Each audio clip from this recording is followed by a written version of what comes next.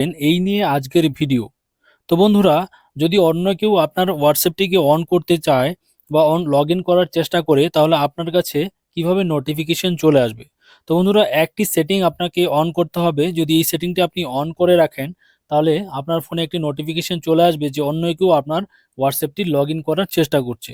তৎক্ষণাৎ আপনি অন্য পাসওয়ার্ড চেঞ্জ করে এখানে আপনি ঠিক করতে পারবেন। তো বন্ধুরা, সবার প্রথমে এটি করার জন্য আপনাকে হোয়াটসঅ্যাপটি ওপেন করে নিতে হবে।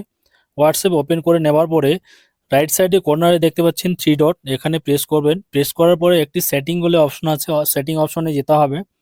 যাওয়ার পরে দেখতে পাচ্ছেন এখানে অ্যাকাউন্ট বলে একটি অপশন আছে।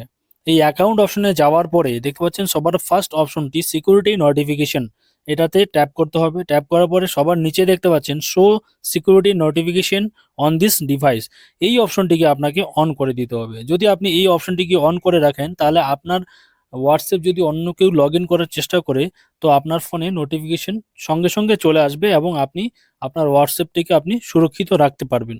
তো বন্ধুরা, ভিডিও যদি ভালো লাগে অবশ্যই আমার পেজটিকে ফলো করে পাশে থাকবেন। ধন্যবাদ।